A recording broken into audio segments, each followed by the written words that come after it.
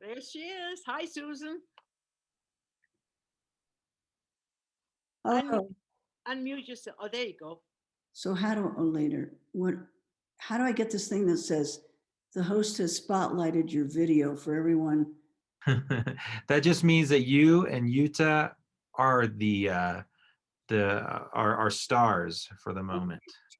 We're on, darling. We're on. Everybody is. Let me introduce you, okay? And I'll probably need you to add stuff to your introduction because your resume is very impressive. Uh, I I uh, I met Susan about what, close to 6 years ago, I think now. I And looked about 2013 or 2014. wow.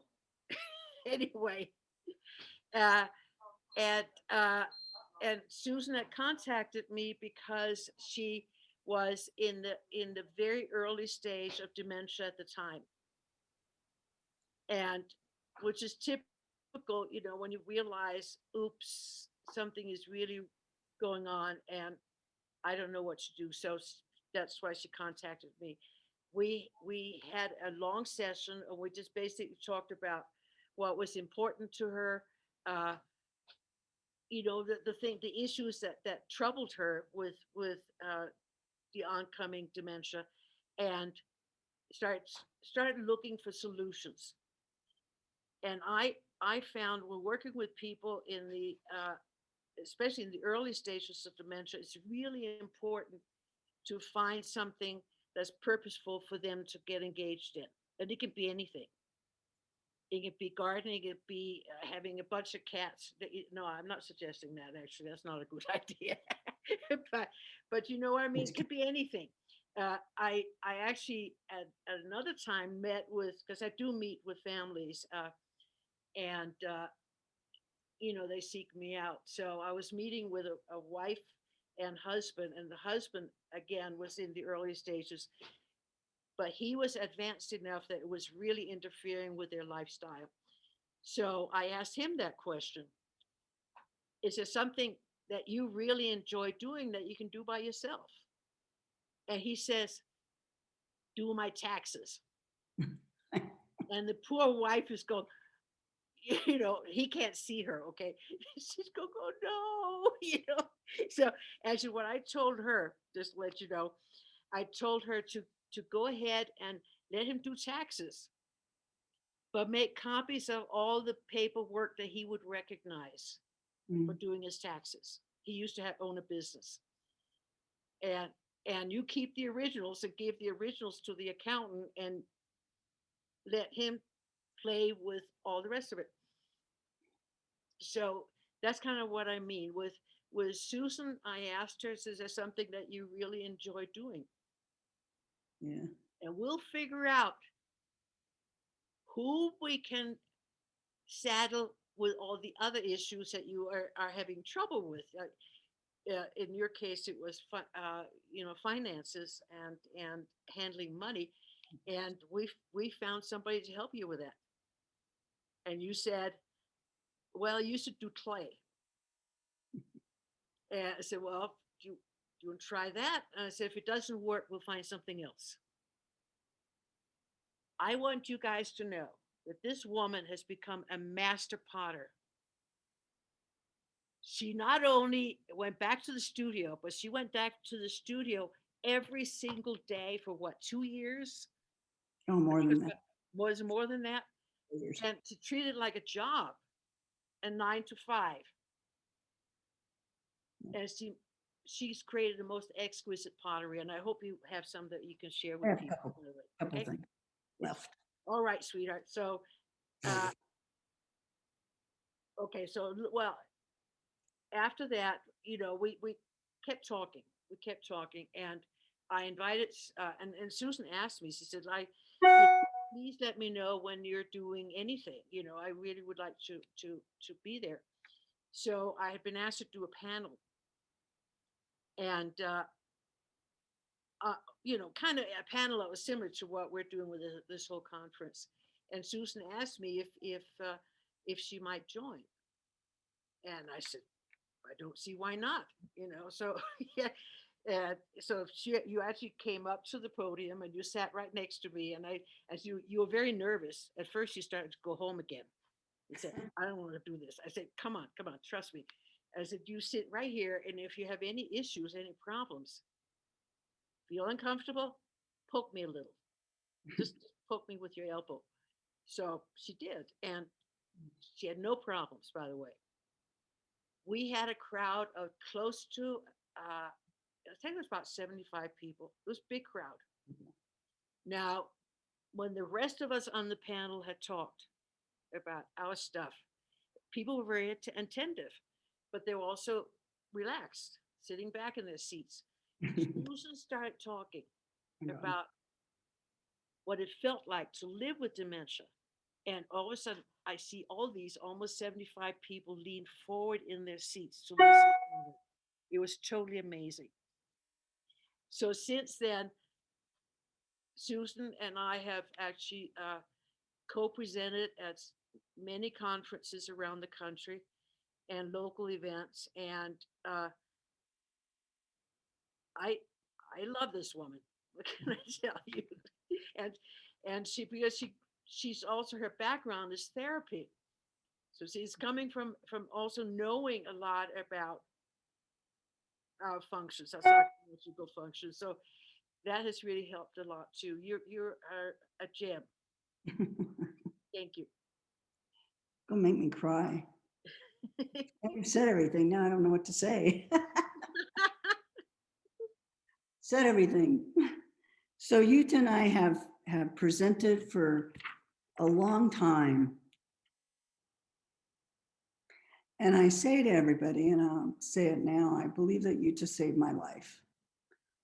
I have MCI, and I have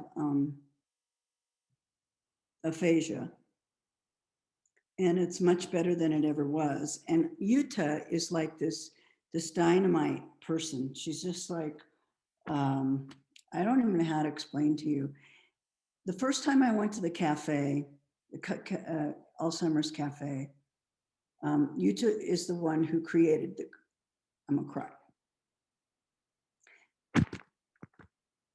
Jytte is the one who created the Alzheimer's cafe in the United States.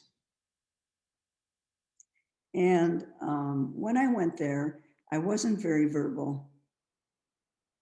And I was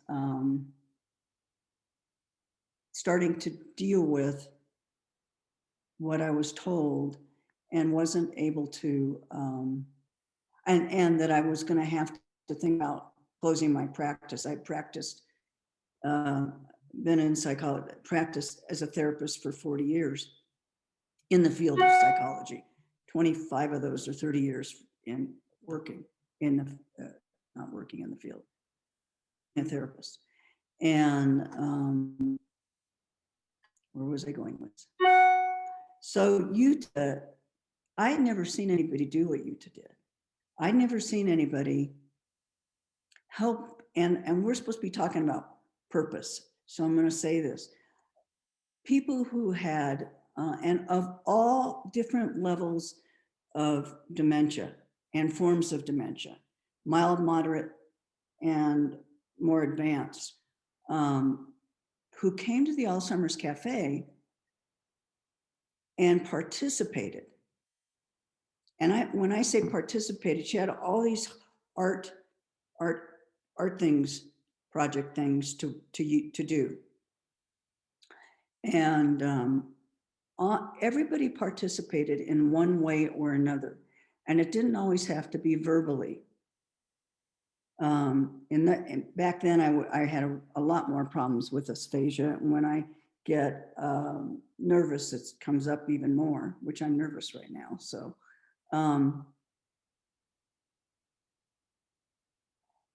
and what happened was people were able to see each other. I mean, even people who didn't speak, their eyes, we could talk to each other. And there's a bird, a coachee, who's Susan, who's on the call. That's her parrot. I've forgotten what kind of parrot he was, if she is. And and Coach Jytte and I have this great relationship. I love Coach Jytte, but Coach Jytte could take the whole thing and turn everything around, because she would jump on the table and walk around to everybody, and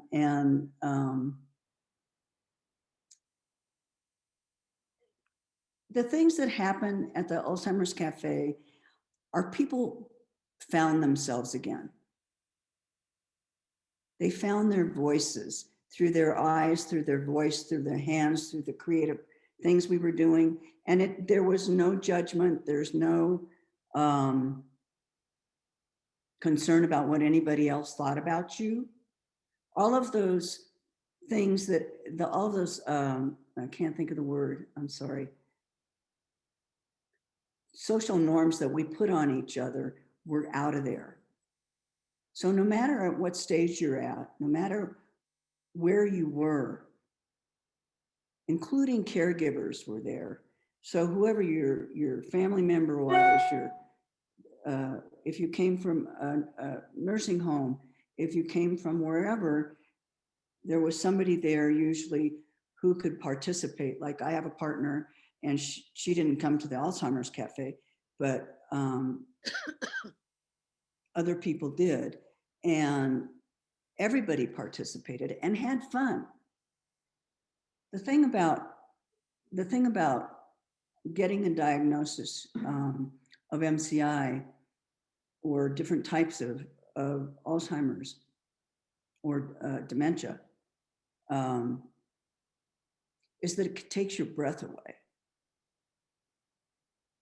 And in the moment, it's kind of going, what am I going to do with my life? I can't, the things that I was doing, I'm not able to do. Like Dr. Throne said, I wrote it down. Where did I put it? I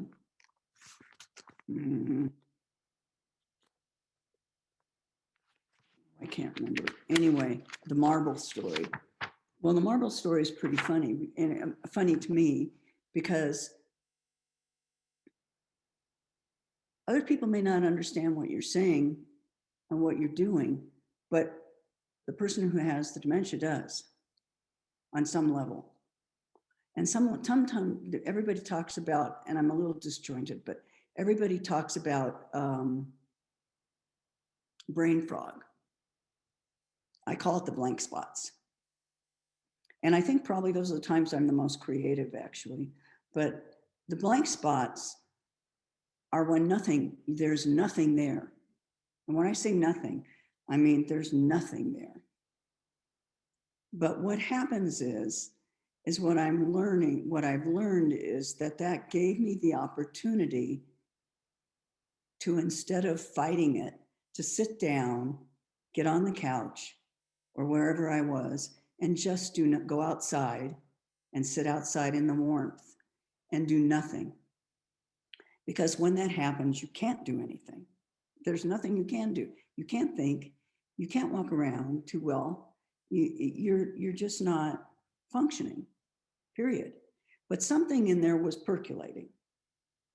And one of the things that Jytte said to me, which she just said a minute ago, which was really important when we first met, was, what do you like to do creatively?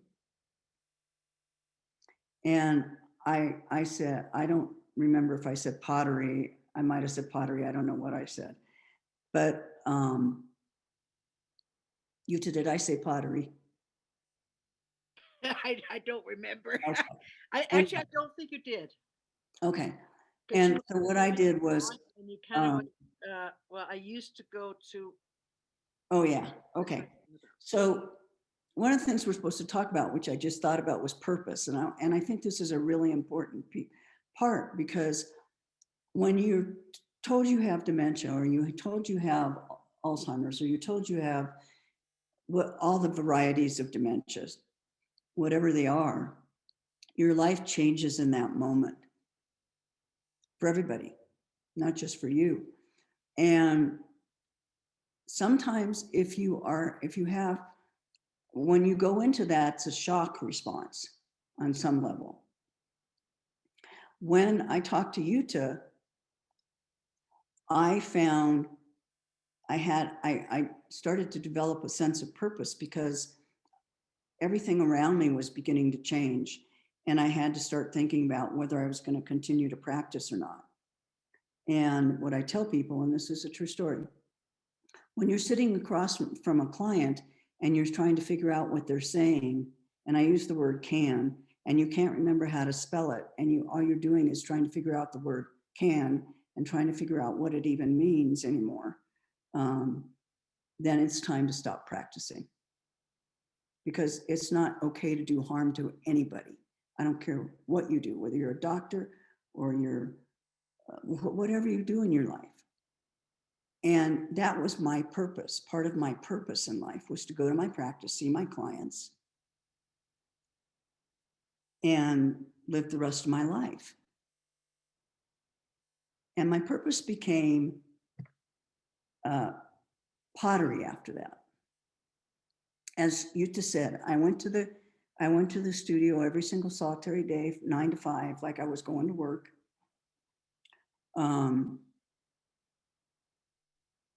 And I wasn't able to talk then very well.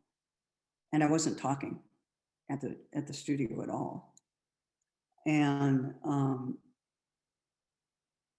somebody had asked me a question, and I share this because I think it's really important for other people who have dementia to know that your life is not over. For me, my life just began and became richer because of this person sitting here next to me that had given me the honor of presenting with her. And trust me, it's an honor. People started asking me how I did whatever I was doing while I was throwing. And I'd have to point to what the wheel was at the time. And some of you have heard me say this before, some of you haven't. But I would point to the wheel and because I didn't know what it was called. And I tried to figure out what it was, and I couldn't figure out what it was. And finally, there was a group of people around watching what was happening. And all of a sudden, somebody said, wheel. And in that moment, I thought, and so I said, could you say that again? And they'd say wheel, and I asked them to spell it. And so then I started to be, and what I would do is repeat the word until I was able to say it. And then the other thing that I did was, as I got more, as I got to the point where I thought, okay, I'm gonna have to do something else because I'm making all these pots now. And I was giving them away, actually, a lot. I still do, but I give them away. I just believe that that's what needs to happen. At least one pot to somebody whenever it comes out of the fire.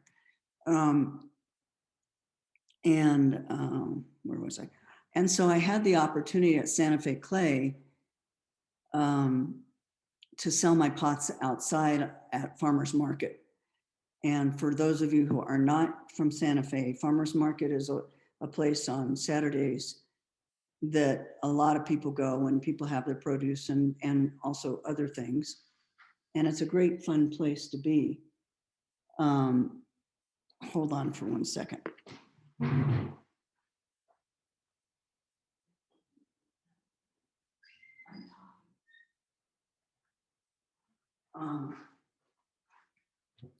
And sorry. And so I said, what I need to do is I need to start selling things. And that will help me to start talking again. And of course, if you're going to sell your things, you have to talk about your things. You have to start showing people that you have your pottery, and they ask you what it's made out of. And I use porcelain a lot because I love the feel of it, because it feels like you're jumping into a vat of cream. And so I had to start talking to people.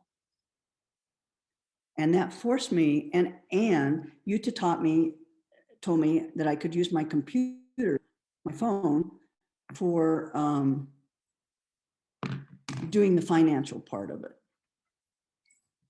So I could always just pull my calculator up and plug in what I needed to plug in. And then I could, and then I tell somebody how much it cost. And then when children would come, children are great with pottery. Oh my God. Or creative things. They love to touch them and they love to see them. So I always gave a kid a pot because it's just fun. It's just fun. That's what it is. And life is fun sometimes. It's very difficult. COVID has been difficult, but it's fun. And that's how I started to teach myself how to talk again and how to, I don't do the finances in our household. I do mine, but I don't do my finances. I do my little piece of it, but I don't do anything else because I was, what I would say is out of control and didn't realize it. And like things I was doing was undressing when as soon as I got inside our gate, I started to undress. There's a whole bunch of things that happen with people who have a dementia that nobody talks about. Things that are so odd and strange that you just kind of, when it's like you wake up, like I'm undressing, walking through my backyard as I pull my car in, and I still drive. And then all of a sudden I realized I was undressing. I mean, it's a fascinating thing to imagine, but it's a fact. And so the pots woke me up actually, and forced me to, didn't force me, I actually forced me to start communicating with other people and to realize that my life was not over, that there were other things like you told me about DAA and DAI, which is a Dementia Action Alliance, and Dementia Action International. And these are all people who have dementia. I get on calls with all people who have dementia. These people are active in their lives. Unless they're in nursing homes, they're active in their lives. They do things. They talk about dementia. They share things. They, like, for example, I don't cook. I cook matzah. Oh my God. Anyway, I boil eggs. I don't cook. Cheryl, my other half cooks now because that's not what I do very well anymore.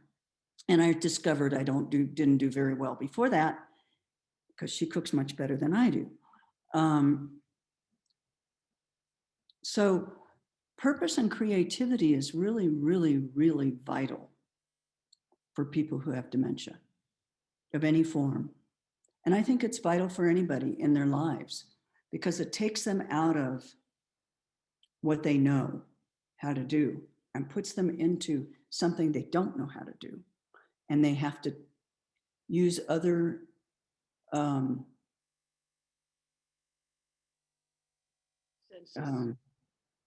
touchy-feely, I can't think of the words, other parts of their brain that we don't usually engage if we're just doing our regular old jobs or we're just doing our regular old lives. I mean, to me, going out and touching my trees, I go out and talk to them a lot. So, touching my plants, that's a creative to me. It's creative to be able to go into the garden and plant a garden. And for people who have dementia, those things. You're right. It's really important. It's important for people to understand that creativity takes all forms and shapes. Yeah. It doesn't matter what it is. Right. Just like the guy with his taxes. That's right. You know, and I, from my observation, what happens with people when they start developing dementia is that here they have been functioning in the community. They've been important to their surroundings, the people around them, or their community. They've had a role that they played. Right. The dementia messes up that role. Yes. It makes it very difficult. So in a way, finding something that's purposeful gives us a new role to play. Right. And we learn to not take the rest of it too seriously. Hopefully, that's what we work on constantly. And it's hard. It's hard because, I mean, same thing with retirement. Actually, you know, people are often very often their jobs. They are what they do, and it's very helpful for all of us actually to start divorcing ourselves from that, to prepare for retirement and just being people and doing whatever we come up with next, but not be identified with our abilities to do a certain job or an income or whatever. That's right. So just I want to add a little bit more for everybody. I'm going to add some links. We already have it in the resources, but I'm going to add some more information on the DAA and the DAI and also the Pioneer Network, which are all three very important organizations that a DAA, Dementia Action Alliance, and the Pioneer Network are both in the United States. The DAI actually was started in Australia, but again, and the DAI will not allow anybody in who does not have dementia, by the way. That's a requirement. I love that. So I'm not allowed. And I'm not going to fake my diagnosis either. So not yet. You know, so I'll add links so you can learn more about that, because I think you need to know. The Pioneer Network, just so you know, has been going on for 20 some years. They are actually an organization that out of which came all kinds of wonderful things that happened in this country. The dementia friendly cities movement, the dementia, all the anything having to do with the nurse progression, you know, progressive and alternative methods in nursing homes, in elder care, whatever. And of course, everything has been on hold. So we had to cancel our sessions, of course, you know, when COVID came on. But you're on our mailing list in the future. So I'll send you any information. Once we're up and running again, you'll get it. Okay. The other thing is that you still have it online. You still do the Alzheimer's Cafe online. Mm-hmm. So whoever's on here who has dementia and they feel like they want to do that, that's just something else to do, you know, another thing to do, because it happens every week. Every month. Every month. Sorry, not every week. Every month. For me, it happens every week. That was wishful thinking. Yeah. So the other thing that I want to say that I think is really important, and which I was thinking about when Dr. Thurman was talking, is that what happened for me, how I knew that I had something wrong. I noticed that I couldn't talk very well anymore, but it was when my friends, who were doctor types people, said to me, we think you might have dementia and you need to go to the doctors and you need to go get looked at. And I think it's really important, because I wrote it down and I started, because I think it's really important to really know that other people can see you, and that those people may be the people can help you to identify what is beginning to happen. Now, they may not have any other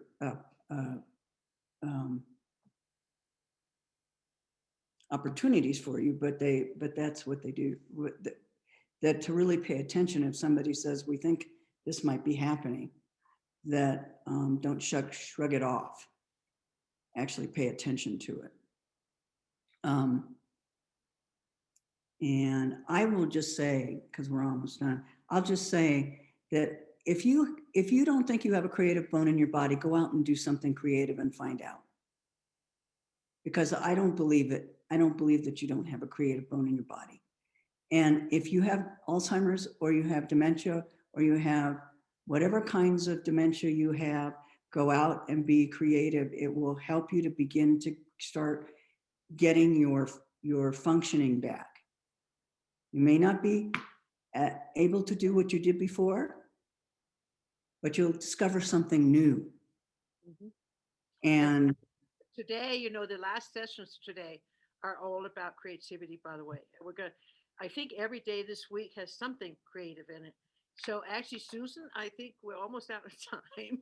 And I say one more thing, Jytte, sure, before. The creativity helps with the grief. I like that. And that's really, really, really important. Great. So, okay. And just go out and put your hands in the dirt. It doesn't matter. That's creative. And talk to your trees. Yeah. I have to tell you on that. I have to tell you, when I lived in a loft in downtown LA, I had when I moved in, I had this Boston fern that was Mhm. probably about, I don't know, 2 feet maybe in diameter. Well, I had no other place to put it than on top of the radio. And I used to play a lot of classical music and soft jazz, right? I That love it. fern grew like you would not believe. It absolutely loved it. So there's something about that. They hear us. I do. Yeah. But So anyway, we don't um, we I don't was even just going to have any say, questions. ladies, that we don't really have many questions in the chat box, but I think that you would both be really blessed to look over what people have been saying, because we have realized that what we have here on this call is a really big Jytte and Susan fan club. Yeah. Oh, great. Um, Okay. and That's that's a big end. very appropriate. Take some time to take a little break, and we will see you back at 1:45 for music and songwriting. Thanks, everybody.